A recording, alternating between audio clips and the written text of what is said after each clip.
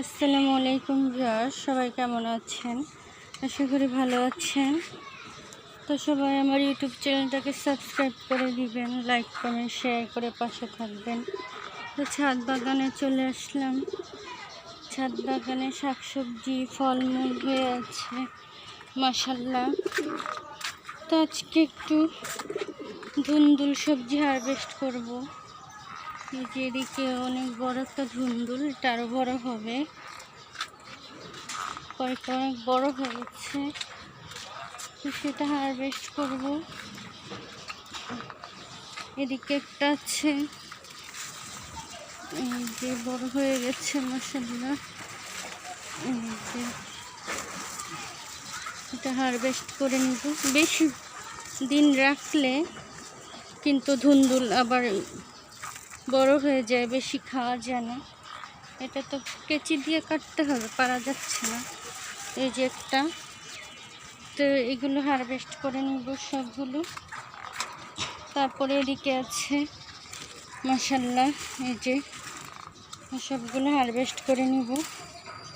তো এই সুন্দর হারভেস্ট করে নিলাম। এদিকে কিন্তু আরও ধরে আছে মাশাআল্লাহ, অনেকগুলো ধরে আছে। তো এদিকে নানা রকম শাকসবজি, পেঁপে ধরে আছে, পেস্তালু ধরে আছে। এদিকে বড়ই গাছে মুকুল এসেছে, তো গাছটা উপরে দিয়ে দিই, মাথায় লাগে। তো গাছে পানি দিলাম এতক্ষণ ছাদ বাগানে।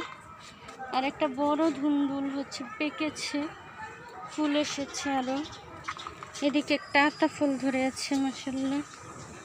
খুব শখ ছিল যে আমার গাছে আতা ফুল ধরবে, তো এবছর ধরেছে। তো এখন আমি যে লেবু হারভেস্ট করে নিব। লেবু দেখা যাচ্ছে, তো লেবু হারভেস্ট করে নিই। লেবু গাছে অনেক কাটা, তো এই লেবুটা বড় হয়েছে, লেবু হারভেস্ট করে নিলাম। খুব সুন্দর ঘ্রাণ, সিডলেস চায়না লেবু। তারও আছে লেবু, এদিকে অনেক ধরে আছে লেবু। তারপর এদিকেও আছে অনেক লেবু ধরে আছে, শাকসবজি ফলমূল, মরিচ গাছ। তো এদিকে মালবেরি ফল ধরেছে, আবারও ফল ধরে তো মাশাআল্লাহ আবার পাকছে। দু একটা করে ধরেই, যে ধরে আছে সুন্দর। সারা বছর একটা দুটো ধরতেই থাকে। তো এগুলো তো, এদিকেও শাকসবজি আছে, ফল ফুলের গাছ। এদিকে আমার লাউ গাছগুলো, কুমড়া গাছগুলো বড় হচ্ছে।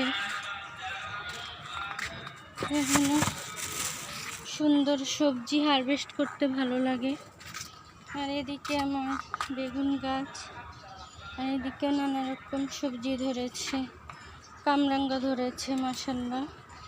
আর ভিতরে তো একদম ডালিম পেকে আছে অনেক ভিতরে, আমি পারতেই পারছি না। তো এদিকে নানা রকম গাছপালা, শাকসবজি।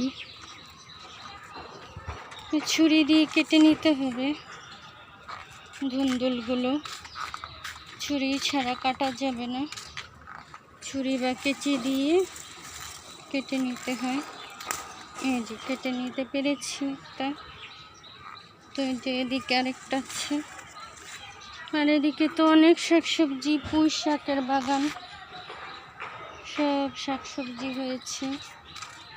আর এদিকে তো মাশাআল্লাহ থাই পেয়ারা গাছে পেয়ারা ধরেছে।